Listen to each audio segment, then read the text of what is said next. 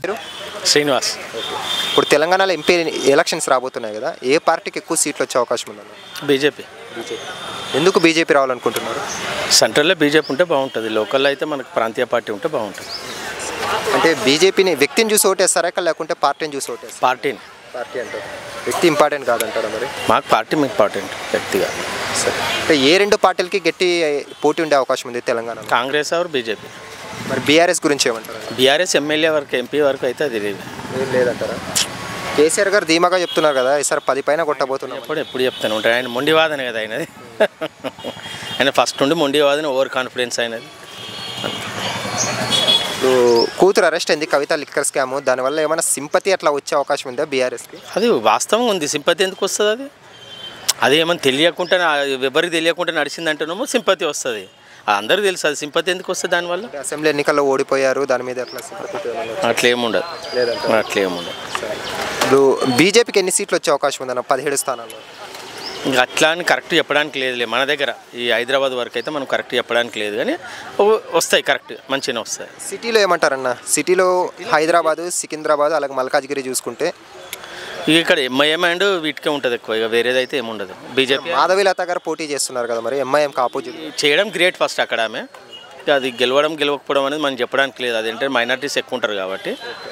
కావాలంటే ఆమె అక్కడ డేర్ చేసి పోటీ చేస్తుంది చూడు, ఆమె క్యాంపెయిన్ చేస్తుంది చూడు, చాలా మంచిగా చేస్తున్నారు. మైనారిటీ వాళ్ళు కానీ ఇప్పుడు మార్పు కోరుకుంటున్నారు. వాస్తవంగా కూడా వాళ్ళ దాంట్లో కూడా చాలా మంది చేంజ్ వస్తుంది, కానీ అట్ ఏ టైం రాదు కదా, ఒకటి ఇప్పుడిప్పుడే కదా. ఈసారి ఇట్లా బీజేపీ వస్తే నెక్స్ట్ టైం ఇట్లా కొంచెం ఇంకా చేంజింగ్ ఉంటుంది, అట్లా ఖచ్చితంగా ఉంటుంది. అంటే కాంగ్రెస్ వచ్చి ఆల్మోస్ట్ 4-5 months అవుతుంది కదా, వాళ్ళ పరిపాలన మీకు ఎలా అనిపించింది? వాళ్ళని కూడా తప్పనడానికి లేదు, వచ్చిందే 4-5 monthsలో, అప్పుడే అన్ని చేయాలంటే కాదు కదా. కానీ చాలా చోట్ల water problem, current problem face చేస్తున్నాం అంటున్నారు, మీరేమన్నా అవి విన్నారా అలా ఫేస్ చేయడం వరకు? అయితే ఏం లేదు, మరి ఇక్కడైతే లేదు, మరి డిస్ట్రిక్ట్లలో చెప్పడానికి లేదు, ఇక్కడైతే ఏం లేదు. సెంట్రల్లో ఏ పార్టీ వస్తుంది అనుకుంటున్నారు?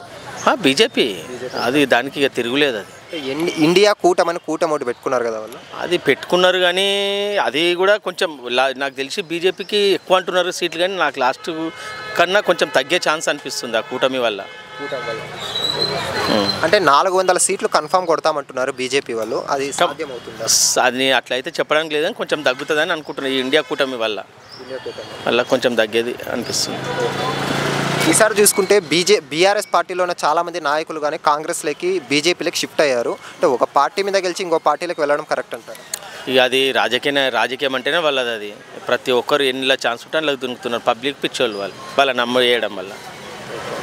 సో ఓవరాల్గా ఏమంటారన్న? ఓవరాల్గా అయితే బీజేపీ రావాలి సెంట్రల్లో, ఇక లోకల్ అంటే మనకి ఎవరు మంచి చేస్తారో దాన్ని చూసి చేసుకోవాలి. లోకల్ అభిప్రాయంలో ఎక్కువ ఎవరికి వచ్చే అవకాశం ఉంది ఇక్కడ లోకల్లో? లోకల్ చెప్పినా కదా, బీజేపీ ఎంఐఎం ఉంటుంది, ఇక కాంగ్రెస్ కూడా పెద్దగా నాకు చెప్పాలి. ఎంఐఎం అంటే వాళ్ళ ఏరియా వాళ్ళని ఇక తిరుగులేదు, ఇక బీజేపీకి కొంచెం ఉంటుంది, కాంగ్రెస్ అయితే ఇక బీఆర్ఎస్ అయితే చెప్పడానికి లేదు కదా. Okay, thanks.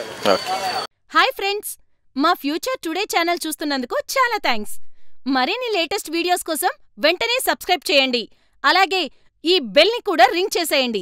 మా లేటెస్ట్ వీడియోస్ నోటిఫికేషన్స్ అన్నీ మీ మొబైల్లో వస్తాయి. మా వీడియోస్ మీకు నచ్చితే లైక్ చేయండి, షేర్ చేయండి, నచ్చకపోతే కామెంట్ చేయండి.